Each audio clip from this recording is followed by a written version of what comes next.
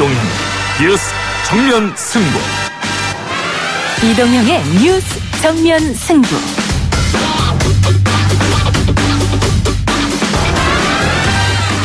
청취자 여러분 안녕하십니까, 이동형입니다. 이동형의 뉴스 정면 승부, 먼저 오늘 준비한 내용부터 알려드립니다.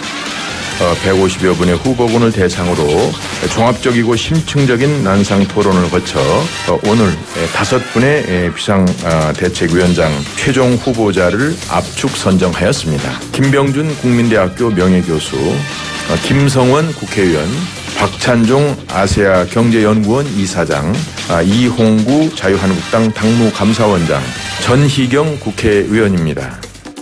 안상수 자유한국당 비대위 준비위원장이 오늘 비대위원장 최종 후보 5명을 발표했습니다. 이슈에 발빠르게 대응하는 뉴스 정면 승부에서는 후보군에 오른 분들 중 목윤질 정치인으로 이름을 날렸던 박찬종 아세아 경제연구원 이사장 연결합니다. 마지막까지 승객들의 탈출을 돕다 생을 마감한 고 박지영, 김기호, 정한선님과 양대홍 사무장님. 세월호 희생자에 대한 박근혜 전 대통령의 올먹였던 담화였습니다. 그런데 사실은 이 눈물도 기무사 재헌에 따랐던 것으로 보이는데요. 최강병기에서 충격적인 기무사 국기문란 사태에 대해서 자세하게 짚어봅니다. 그동안 그 통합한 나라를 살레 대통령이라는 사람이 오랫동안 통치를 해왔는데, 거의 33년 동안 통치를 해왔는데 2011년에 아랍의 봄 때 이제 쫓겨났죠. 문제가 시작되면서 오늘까지 이어온 겁니다. 제주도에 체류 중인 예멘인 난민 신청자 찬반 논쟁. 지난달 25일 난민 심사를 시작했습니다. 첫 번째로 인정 심사를 받은 예멘인 결과는 이르면 다음 주쯤 결과가 나온다고 하는데요. 이들은 왜 난민이 되어야만 했을까? 김영미 분쟁지역 전문 PD와 이야기 나눠봅니다. 이제는 정말 변화해야 할 때가 왔습니다. 가축분뇨의 처리 및 관리에 관한 법률의 개정을 통해서 이미 전국에 있는 개농장들은 불법입니다. 다음 주 초복을 앞두고 국회에서 개 식용 종식을 위한 토론회가 열렸습니다. 앞서 들려드린 목소리는 표창원 의원이었고요. 개, 고양이 식용을 금지하는 청와대 국민청원이 이미 20만 명을 넘었습니다. 이 얘기 지난 5월 가축에서 개를 제외하자는 축산법 개정안을 대표 발의한 이상돈 의원과 국벤저스에서 이야기 나눠봅니다. 7월 12일 목요일 이동의 뉴스 정면 승부 시작합니다.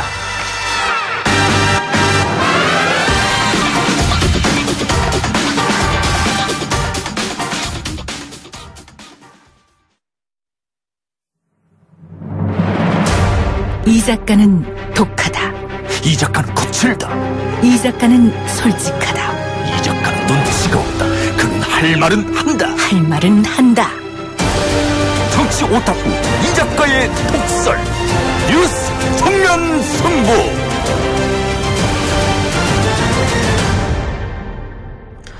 자유한국당 혁신 비상대책위원장 후보군이 박찬종 아세아경제원 이사장, 김병준 국민대 명예교수, 이용구 당무감사위원장, 초선인 전희경, 김성원 의원 등 5명으로 압축됐습니다. 6.13 지방선거에서 참패한 자유한국당의 재건을 과연 어떤 사람이 책임질까요? 후보군 중 한 분인 박찬종 아세아경제연구원 이사장 연결해서 이야기 나눠보도록 하겠습니다. 이사님 나와 계십니까? 네, 안녕하십니까. 예. 자, 그동안 자유한국당 비대위원장 후보군으로 거론되지 않았었는데 어떻게 국민 공모로 이름을 올리게 된 겁니까? 그게 공개 모집하는데 저하고 아무런 인연이 없는 사람들이 좀 추천을 한 경우가 들어 있었던 것 같아요. 예. 그거는 제 홈페이지에도 해보라고 나선 사람들이 그러니까 아마 저를 5명 안에 넣었는데 이게 이제 위원장이 될지 안 될지는 지켜봐야 되고 가령 위원장이 낙점되더라도 저로서는 좀 심사숙고를 해야지요. 그게. 그러면은 이 5명으로 압축하기 전에 그 이사장님한테 당에서 연락이 왔었습니까? 간접적으로 안상수 위원장이 아니고 간접적으로 그 명단 5명 중에 발표한다 하는 걸 그 직전에 연락을 받았어요. 직전에 연락 근데 그게 위원장이 바로 되는 건 아니니까. 그래 막상 위원장이 된다라고 하는 그런 국면까지는 제가 심사숙고하려고 합니다. 왜 제가 이걸 한 칼에 안 하겠다 이렇게 안 자르는 거 하면 제가 실질적으로 20년 동안 제야에 있으면서 정당 개혁과 국회 개혁을 제 나름대로는 일관되게 주장해 왔거든요. 예. 그 재작년에 그 YTN TV에 제가 1년간 매주 한 번씩 나갈 때도 그 얘기를 한 경우가 많이 있습니다. 그러니까 그 나의 이러한 생각이 내가 위원장이 되든 안 되든 그걸 받아줬으면 좋겠다 하는 이런 내 근본 그런 희망이 있기 때문에 예. 만일 그런 경우가 생길 때까지는 내가 좀 심사숙고하고 기다려봐야 되겠다. 그거는 지금 시점으로서는 뭐 50대 50 이렇게 보면 될까요? 아니 그건 난 모르겠어요. 인사에 관한 거는 그건 아니 정말 이사장님의 마음 하고 싶은 마음 하기 싫은 마음 50대 50. 아니 그 해봐라 이러면 네. 내가 심사숙고해서 내 기본적 생각을 거기 뭐 중진 국회의원들이나 내가 국회의원들 아는 사람 많으니까 잘 한국당에 이렇게 만나가 내가 이런 생각인데 손톱도 안 들어가면 그걸 맡아서 서로 불편해지지요. 그건 그렇죠. 그래도 가능성이 있다고 판단되면 내가 수락할 생각입니다. 네. 그런데 뭐 정말 5명 중에 박찬종 이사장으로 결정됐는데 그때 가서 거절하면 또 자유한국당으로서는 굉장히 모양새가 이상하게 되는 거 아니겠습니까? 아니 그러니까 이제 아무리 그래도 내가 가지고 있는 이 개혁안이 손톱도 안 들어간다고 뭐 어쩔 수 없겠죠. 그러나 뭐 양해될 수 있도록 뭐 심사숙고하면서 노력을 해봐야 되겠죠. 방금 말씀하신 것처럼 손톱도 안 들어가면 안 된다고 얘기했었는데 그 2012년 새누리당 박근혜 비대위나 2016년 민주당의 김종인 비대위는 그 공천권을 가지고서 개혁을 시도했단 말이죠. 근데 지금은 뭐 총선도 멀리 남아 있고 해서 강력한 힘을 발휘할 수 있겠느냐 이런 의구심이 드는 것도 사실입니다. 어떻게 보십니까?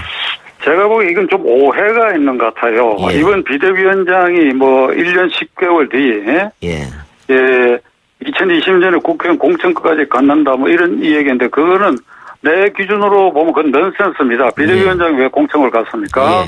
그리고 박근혜 김종인 경우하고 내가 생각하는 이번에 자유한국당 비대위원장은 위상과 책임이 다릅니다. 왜 그런가 하면 그 두 사람은 정당 개혁에 국회 개혁에 초점이 맞춰진 거 아니고 이게 인물 청산에 초점을 맞췄거든요. 그 지금 그 말씀하신 대로 선거를 앞두고 하니까 공천과가 휘둘렀는데 지금 이 112명의 자유한국당 국회의원들은 임기를 1년 10개월 남겨놨, 임기 절반 가까이를 남겨놨고, 지금 무엇을 쇄신하느냐 하는 것이 그때와 지금 다릅니다. 저는 제 생각과 내 소신대로 하면 자유한국당이 쇄신해야 할 것은 왜 국민으로부터 지탄을 받느냐. 개파 투쟁 정당으로 전락해가지고 친박, 비박, 박근혜 대통령 이래 싸우고, 그 앞에는 친이 반이로 나눠가 싸우고, 그렇게 해서 이 국회의원 선거, 그 다음에 지방선거에 이게 아주 황폐화되고, 폐허가 되다시피 해서, 저걸 싸우는 정당이라는 오명을 뒤집어 써버렸는데, 지금도 계속 의원총회하면 지글태글하고 하는 것 같아요. 그러니까 이번 쇄신은 개파 투쟁을 하지 않는 정당, 개파 투쟁을 원천적으로 혁파해서 새로 태어나는 정당 체제로 만드는 거, 그것이 쇄신의 1단계적 방향입니다. 그러면 개파 투쟁이 왜 이렇게 정당을 황폐화시킬 정도로 됐냐 하면 저보고 얘기를 한다 그러면 중앙당에 집중된 권력, 이른바 그게 이제 당권인데 당론 결정권과 공천권, 국회의원 공천권, 이 중앙당에 집중돼 있는 당권이 그 당권을 장악하는 것이 당 대표 체제입니다. 그래서 우리가 흔히 헌법상 이 운영에 있어서 제왕적 대통령을 하는데 이게 자유한국당, 뭐 민주당 얘기는 오늘 할 필요 없습니다. 다 비슷한데 이게 제왕적 대표 체제입니다. 그 제왕적 대표 체제 아래서 당론을 결정하고 국회의원 공천권을 휘두르다 보니까 그럼 필연적으로 개파 갈등이 생기고 개파 투쟁이 생길 수밖에 없지요. 이거 황금방맹인데 그 서로 놓치려고 그러겠습니까? 서로 빼앗아야 되니까.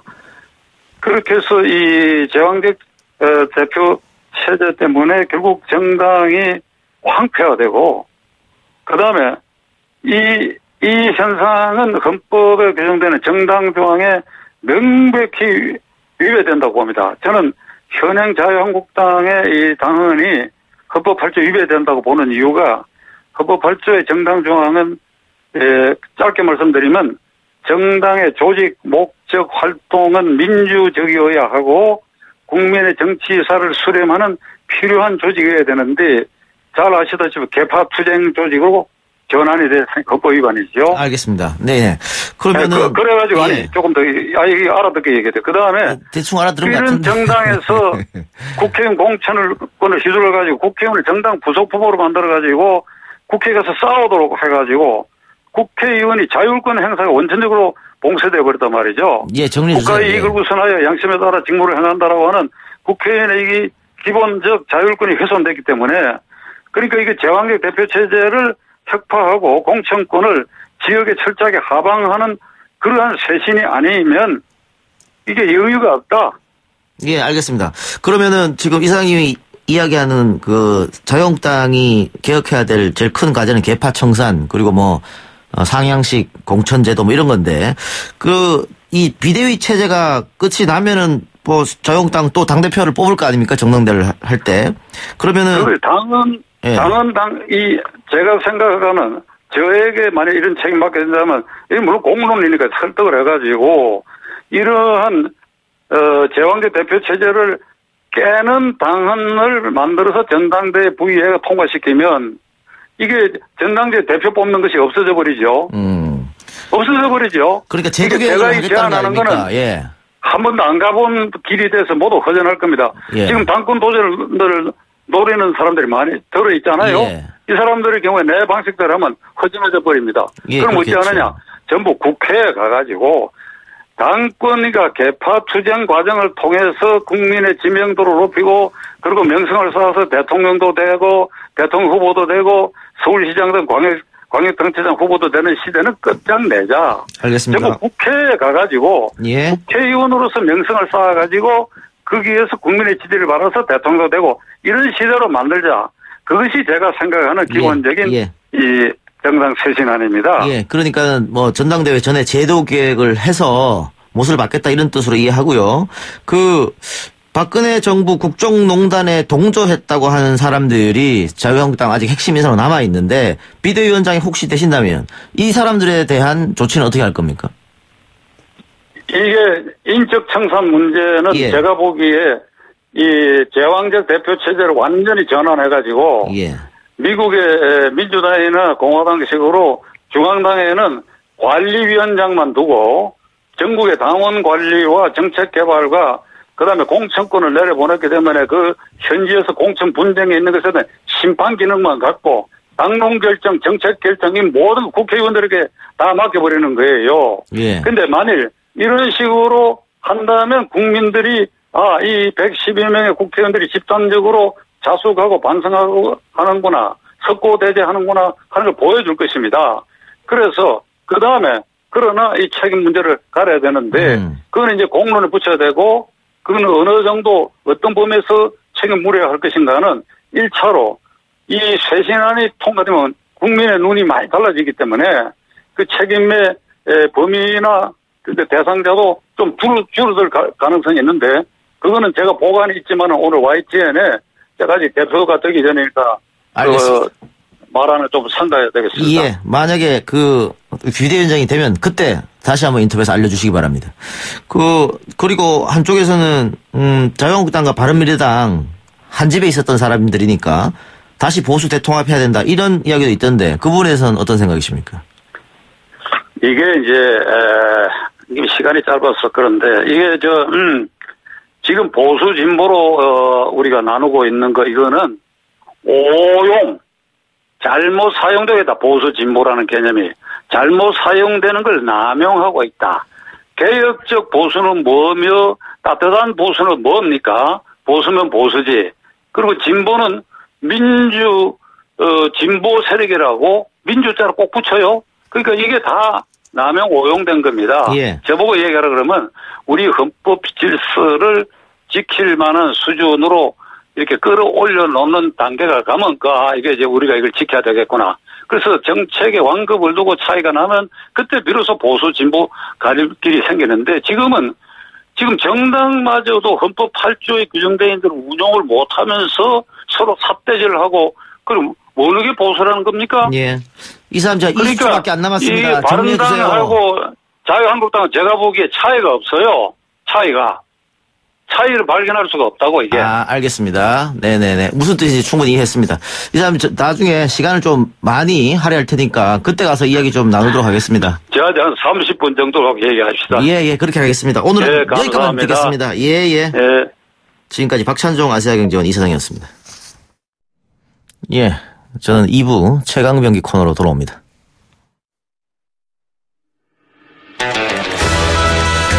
딱딱하고 지루한 뉴스가 소설보다 흥미진진해지는 새로운 경험. 놀라셨죠? 이것이 바로 이동준의 뉴스 정면 승부.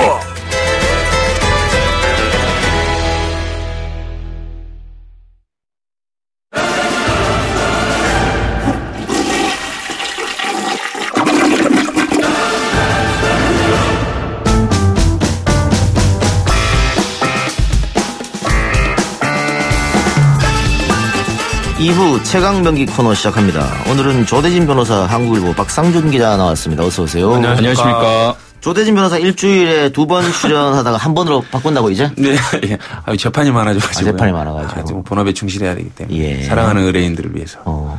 그 MBC에서 라디오를 진행하는 같은 시간에. 네. 박지원 변호사는 변호사 일을 아예 안 하더라고요. 방송인이 됐어요. 진짜요? 예. 저는 이제 의뢰인들이 있으니까 그 의뢰인들의 그 희망을 좀 챙겨주기 위해서. 변론에 충실하기 위해. 박지원 변호사 좀 데려가세요. 본업에 충실하라고. 네, 그리고 한국일보 박상준 기자는 이제 다음 달에 미국으로 공부를 하러 떠난다고요? 네. 정말 망설이시네요. 네. 그래서 두 분 이제는 자주 못 뵙고 특히 박상준 기자는 1년 동안 못 보겠네요. 가끔 전화 연결하겠습니다. 누구 마음대로요? 네. 연결해 주신다면. 알겠습니다. 네. 그 시애틀에 뭔 일이 있으면 연결하겠습니다. 네네. 시애틀 일대 무슨 일 있으면 연락 주십시오. 알래스카도 가깝습니다. 네. 알래스카와 네. 시애틀. 네. YTN 이동희 뉴스 정면 승부 특파원으로서 맹활약해 주시고. 네네. 자, 오늘은 박근혜 전 대통령 이야기를 한번 해볼 텐데요. 기무사가 세월호 참사 뒤 인양 반대 여론을 조성하고 희생자를 수장하자고 청와대에 건의한 문건이 확인이 됐습니다. 가장 충격적인 건 세월호 실종자 수장. 뭐? 네, 그러니까 그 2014년 5월에서 6월 사이에 그 기무사 안에 그 태스크포스, 그러니까 TF가 만들어졌는데 이 TF가 작성한 이제 그 문건이 이제 공개된 겁니다. 그래서 말씀하신 것처럼 세월호 참사 뒤에 그러니까 인양을 반대하는 여론을 만들어내고 그리고 희생자를 그냥 수장하자라고 청와대에 이제 의견을 냈고 또 마찬가지 문건에 나와 있는 내용 중에 박근혜 대통령이 그 눈물을 흘리며 희생자 이름을 부르라는 내용도 나와 있고 실제 많이 기억하시겠지만 박근혜 전 대통령이 기자회견을 열어서 그 실종자 이름을 부르면서 눈물을 흘렸죠. 그러니까 그 김진태 의원 같은 경우에도 인양 반대했었잖아요. 네, 맞습니다. 가슴으로 묻는 거다 이런 얘기를 하면서. 이 사람들이 자기 자식들이 이런 사고가 일어나도 이렇게 그냥 물에 수장시키자 건지지 말고라고 했을까 의심이 드는 대목이네요. 결국은 정치적 목적으로 이런 발언한 거 아니겠습니까? 이런 문건을 만든 거 아니겠어요? 지금 분위기상으로는 그런 것 같고요. 저는 이게 그 당시에 저도 이렇게 사고 나자마자 여기 팽목항으로 갔거든요. 거의 뭐 가족들 다 쓰러져 계시고 수액도 못 맞고 식음을 전폐하고 있었는데 이거를 이제 그 정치적으로 이용하려고 문건까지 만들어가지고 수장시키자. 그 당시에 가족들이 얼마나 지금 빨리 유해가 나오길 바라고 있고 선체가 인양됐으면 좋겠다라는 요청을 했는데 이따위 생각을 하고 있었다는 것 자체가 정말 방송이라 심한 말을 못하는 게 아쉽습니다. 그래서 그 수장에 대한 뭔가 이제 근거를 좀 만들기 위해서 그러니까 다른 나라에 있는 그 수장 그 문화를 좀 그 살펴보고 뭔가 이제 근거를 만들려고 한 거죠. 그래서 전함을 인양하는 대신 해상기념관을 건립한 미국처럼 세월호도 침몰 지점에 해상추모공원을 만들어야 한다. 그러니까 결국은 건져 올리지 않고 그냥 둔 채로 거기를 공원으로 만들자라는 그런 식의 의견이었죠. 그러니까 선체를 인양하면 정부에 대한 비난이 생길 수 있으니까. 특히 이제 왜 이게 그렇게 침몰했는지에 대해서 이제 이유를 분석을 하게 되고 그러면 이제 뭔가 드러날 수 있으니까 그 부분을 막기 위한 그런 것도 있었다고 그러더라고요. 사체가 이제 좀 빨리 건지면 사체가 좀 남아있을 가능성이 있는데 그렇게 되면 사실상 얼마만큼 더 구조 시간에 관련돼서 이렇게 구할 수 있었는지에 대한 가능성 이런 것들을 좀 자세히 알게 되니까 그러면 이제 정부의 그 이런 책임론도 더 강화될 수 있어서 이런 부분 때문에 배를 인양을 안 했다는 것 자체가 참 어이가 그러니까 없습니다. 실제 만약 인양하면 희생자가 상당 기간 살아 있었다더라. 그렇죠. 라는 흔적이 나올 수 있으니까 그건 절대 안 된다, 정부에. 그렇죠. 그래서 이런 문건을 만들었다. 근데 이걸 왜 기무사가 이런 어처구니 없는 문건을 기무사가 왜 만듭니까? 기무사가 그러니까 TF를 만들었다는 것도 굉장히 납득이 가지 않죠. 뭐 많이 아시다시피 기무사가 원래는 이제 방첩 활동이 이제 주 업무인데 방첩 활동 대신에 이 세월호 관련해서 TF를 만들어서 그것도 수십 명의 인원을 투입해서 TF를 만들어서 이런 문건을 만들고 각가지 아이디어. 그게 다 말씀하신 것처럼 청와대가 이제 조금 더 공격을 받거나 비판을 받을 여지를 줄이고, 그러니까 당시 이제 박근혜 정권이 좀 이제 유지되는데 좀 도움이 될 수 있는 그런 정치적인 의견을 여러 번 냈죠. 매일 내고. 예. 그런 게 이제 상당히 큰 문제라고 지적될 수 있죠. 자, 또 어처구니 없는 게 있습니다. 조치 요망사항. VIP의 사과와 유례도 불구하고 정부 지지율이 하락하고 있으니까 감성에 호소하는 진정성 있는 모습을 보여야 한다. 천안함 희생장병 추모 연설을 하면서 희생자 이름을 일일이 호명한 이명박 전 대통령과 같이 대국민 담화시 감성적인 모습이 필요하다. 이렇게 건의를 했고 결국은 박근혜 전 대통령이 건의서와 마찬가지로 희생자 이름을 일일이 호명하면서 눈물을 흘리는 모습을 보이면서 감성적인 모습을 연출합니다. 그러면 시나리오대로 했다는 뭐 진짜로 슬퍼했을 수도 있는데요. 저는 이 글을 보니까 이제서야 왜 그때 박근혜 전 대통령이 얘기를 하는 게 가슴에 하나도 와닿지 않았는지를 이제 알 수 있을 것 같습니다. 네. 또 있습니다. 기무사가 박 대통령이 세월호 유가족에게 편지를 쓰라고 제안하기도 했다고 하는데요. 또 가족 중 유일하게 생존한 5살 권모양에게 각별한 관심을 보이라고 건의까지 했다. 권모양이 이제 고아가 됐거든요. 그러니까 다른 가족은 다 이제 목숨을 구하지 못하고 혼자 살아남아서 그 고아가 된 권양에게 평생 장학금 지원 등 후원을 하자. 그렇게 될 경우에 여성 대통령으로서 모성의 이미지를 높일 수 있다. 그러니까 지금 말씀하신 것처럼 아까 지지율 얘기를 하셨는데 지지율이 떨어지고 있으니까 뭔가 지지율을 올릴 수 있는 방안이 뭐가 있을까 해서 이런 여성 대통령으로서 모성의 이미지까지 이제 참 기무사가 꼼꼼하게 정말 고민을 하고 아이디어를 엄청나게 짜낸 것 같아요. 엉뚱한 아이디어죠. 3, 4공화국 때 중앙정보부가 하던 짓을 21세기에 기무사가 했네요. 네네. 정치공작인 건데 네. 기무사의 원래 업무는 방첩 아닙니까? 네. 그렇죠. 국내 이제 국정원이라고 불리고 있고요. 그러니까 국내에서 이제 동향 같은 걸 살펴서 사실상 뭐 간첩, 뭐 이런 국가 자체한 이렇게 위험 요소가 있는지에 대해서 내밀하게 활동하는 건데 내밀하게 다른 행동들, 다른 일들을 지금 버젓이 한 것이 지금 드러나고 있는 거죠. 예.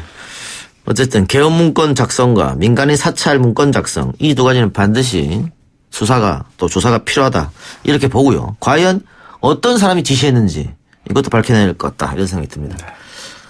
자, 다음 뉴스 한번 이야기해 보도록 하겠습니다. 김해공항에서 BMW 외제차가 질주 사고가 났습니다. 가해자는 항공사 직원이라고 하던데 그 블랙박스 영상이 공개되면서 네티즌들이 지금 상당히 분노하고 있죠. 봤습니다. 깜짝 놀랐습니다. 무슨 뭐 카레이서인 줄 알았고요. 자, 그리고 그 같이 탄 사람도 뭐 이렇게 막 비명을 지르고 조금 겁내하는 뭐 이렇게 스톱 뭐 이런 얘기까지 들리더라고요.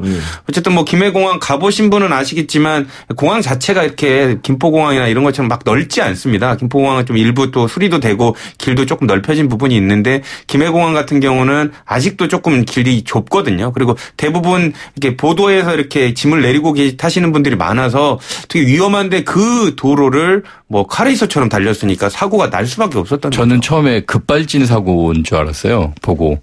그래서 근데 이제 이게 운전자가 어쨌든 엑셀레이터를 밟아서 속도가 높아진 거고 그러니까 이제 사고가 일어난 거는 그제죠. 10일 날 이제 부산에 있는 김해공항 국제선 청사.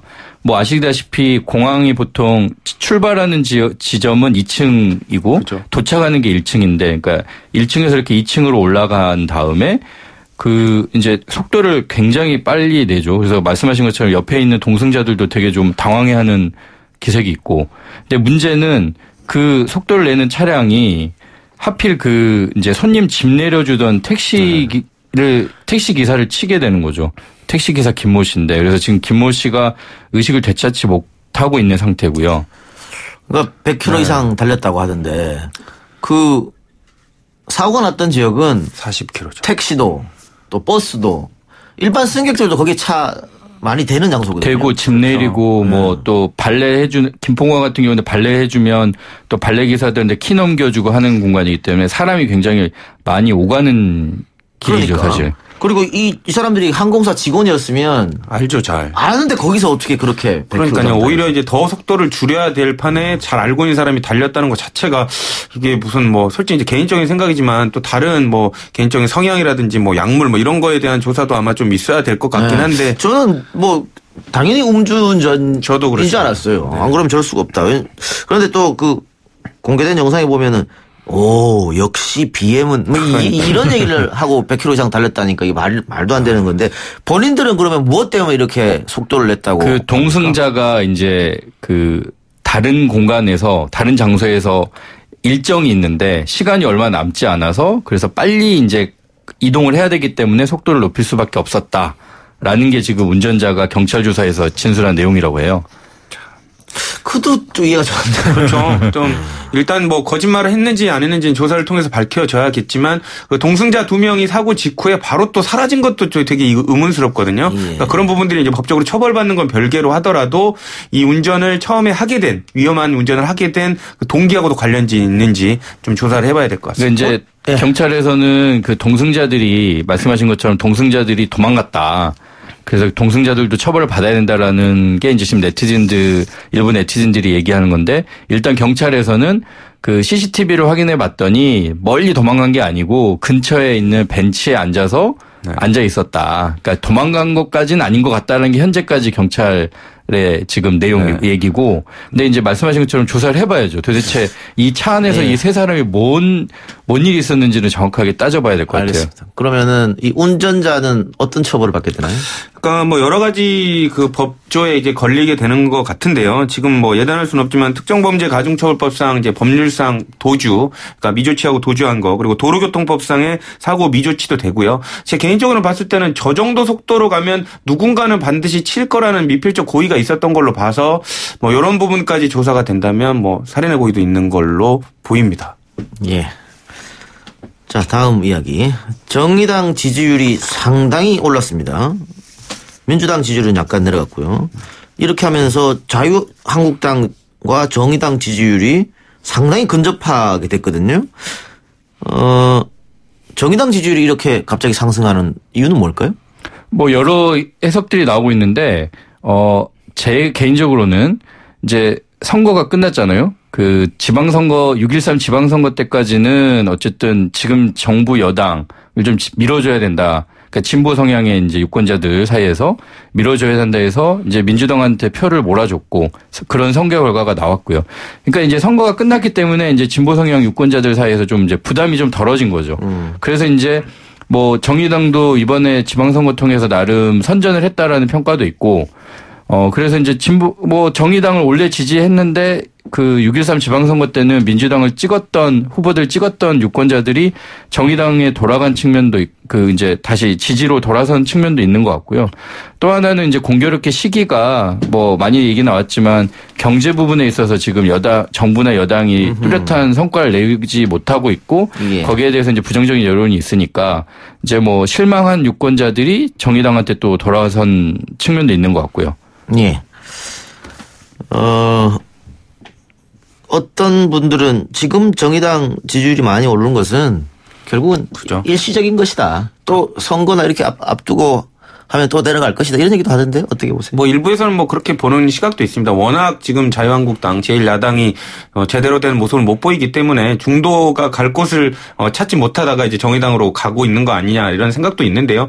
이제 그 부분이 일시적인지 아닌지에 대해서는 전적으로 자유한국당이 앞으로 어떻게 하느냐에 따라서 이게 진짜로 일시적인지 아니면 정말로 옮겨갔는지 이렇게 판단할 수가 있죠. 그리고 개인적으로는 정의당이 앞으로 어떤 스탠스를 취하느냐도 되게 중요한 것 같아요. 뭐 그런 얘기도 나오는데 2004년에 열린우리당이 당시 여당일 때 그 민주노동당이었죠. 민주노동당이 어쨌든 열린우리당과 정부 노무현 정부를 굉장히 강하게 공격을 했거든요. 그렇게 하면 이제 선명성이 부각이 돼서 이제 민주노동당한테 지지가 올 것이다라고 생각을 했는데 결과는 열린우리당 그리고 민주노동당 둘 다 큰 손해를 입었죠. 예. 그러니까 그 반면교사 삼아서 지금 문재인 정부나 아니면 여당이 민주당에게 어떤 식으로 스탠스를 취하고 접근을 대할 것이냐 이것도 굉장히 이제 중요한 부분인 것 같아요. 인터넷에서 정의당을 비판하는 사람들은 정의당을 메갈당이다 이렇게 비난도 하더라고요. 그건 왜 그런 거죠? 그거는 잘못된 거죠. 네. 잘못된 거고. 그 사람들 왜 그렇게 하냐고요? 이유가 그러니까 있을 거 아닙니까? 본인의 이제 표현의 자유니까 뭐 그런 부분들이 옳다고 그러다고 이렇게 말할 수는 없지만 그래도 대부분 정의당 사람들이 갖고 있는 그러니까 정의당 자체가 특별한 그 개별 사항의 그 다양성을 되게 존중해주는 입장 아닙니까? 그러니까 그런 부분들 때문에 일부 비판하는 사람들이 있는 것 같긴 한데요. 그렇게 일방적으로 모는 건 저는 개인적으로는 아주 안 좋다고 봅니다. 알겠습니다. 어쨌든 우리 예스앱의 이정희 님도 앞으로 2년 동안 어떻게 하는 게 가장 중요하다 이런 얘기 했었는데 이 지지율이 선거 때까지 가느냐 계속 이어지느냐 아니면 투표로 연결되느냐 이게 가장 중요할 것 같고요. 아나무인 01님 인명사고 나면 무조건 형사처벌 가나요? 합의하면 형사처벌 안 받나요? 질문. 이번 사건 무조건 형사처벌 갑니다. 이거 뭐 합의하고는 상관이 없고요. 나중에 이제 양형의 그런 부분들이 참작이 될 수는 있지만 워낙 또 이제 가해자가 아까 말씀드린 대로 미필적인 고의까지 있었던 걸로 판단이 된다면 합의를 하더라도 처벌 양형에는 그렇게 차이가 많이 안 날 가능성이 더 높습니다. 지금 논란이 되고 있던 구호조치를 하지 않고 자리를 떴다. 아직 확인해봐야 됩니다만. 네. 그분들 처벌해야 된다는 의견도 있습니다. 처벌이 될 겁니다. 아마. 어떻게 처벌이 됩니까? 그러니까 일단 방조범으로 되는 거죠. 만일 그렇다고 한다면. 네. 구호조치 없이 자리를 떴다고 한다면. 네네. 일단 미조치에 대한 방조범이 될 거고요. 그러니까 본인은 아마 그렇게 항변을 하겠죠. 내가 운전 이렇게 하게 하지 말라고 블랙박스 영상에도 나와 있지 않느냐라고 하지만 그 사고는 난 뒤에 그래도 신고를 하고 피해자를 수습을 해야 되는데 달아난 건 사실이거든요. 벤치에 가서 앉아 있었어도 재판부는 아마 달아난 걸로 볼 겁니다. 전방 주시태만 본인이 못 봤다 그러더라고요. 못 봤다고 했죠. 일단 운전자는. 그거를 못 볼 수가 있어요. 이해가 좀 안 됩니다. 네, 그렇죠. 그건 이해가 안 되는 거고. 만약에 그 택시나 운전자가 길 안쪽으로 의도적으로 나와 있으면 몰랐는데 거기는 늘 그 사람이나 택시나 사람들이 서 있는 공간이기 때문에 그렇죠. 못 봤다는 게 좀 상식적으로 납득이 안 되죠. 예스앱으로 장담빈님 아이들의 목숨과 정권 유지를 맞바꾼 건가요? 엄마로서 떨리고 눈물이 나네요. 문건이 이거 말고 또 나올 수도 있는 거 아니에요? 그렇죠. 이게 이제 시작이라고 보는 데도 있고요. 기무사 개혁 태스크포스가 이제 더 조사를 하겠지만 더 추가적인 문건이 더 나올 가능성이 많아 보입니다. 왜냐하면 권한이 없는데 이런 데까지 신경을 썼다면 아마 5만 군데 다 아마 개입을 했을 가능성이 더 높죠. 관련해서 송영국 국방장관도 비판을 많이 받더라고요. 3개월 동안 3, 4개월 정도 전 문건에 존재를 안 하는데 품었다는 그 부분인데 본인은 이제 개혁을 하기 위해서 시간을 갖고 조절하기 위해서다라고 하는데 어쨌든 그 문제가 있었으면 주무장관으로서 저는 책임이 있다고 봅니다. 선거 앞두고 공개할 수 없었다 이런 얘기도 했던 것 같아요. 네, 그렇죠. 왜냐하면 이제 선거에 관련돼서 국면을 이용하려는 것처럼 보일 수 있으니까 그 부분은 이해를 합니다만 어쨌든 선거하고 상관이 없이 주무부 장관은 관련된 부분을 처리할 의무가 제일 그리고 또 하나는 이번에 이렇게 지금 쏟아지듯이 야당에서 좀 그런 물음표를 달고 있죠. 의혹을 제기하고 있잖아요. 왜 이 시기에 이렇게 문건이 쏟아졌냐. 그러니까 제가 볼 때는 그 송영무 장관이 이 지금 문건이 이렇게 쏟아지면서 당연히 공개가 됐어야 하는 내용들일 테지만 어쨌든 지금 공개되고 이렇게 여론이 만들어지는 과정에 있어서도 좀 아주 매끄럽지는 않은 것 같아요. 그러니까 거기에 대한 책임도 좀 져야 된다고 생각합니다. 알겠습니다. 팟빵 앱으로 몇 시 세상에서 가장 독특한 시사 프로 진행자 이동영 작가 격하게 지지합니다. 늘 좋은 방송 부탁드려요. 고맙습니다. 오늘 최강병기는 여기까지입니다. 두 분 수고하셨습니다. 감사합니다. 3부로 돌아옵니다.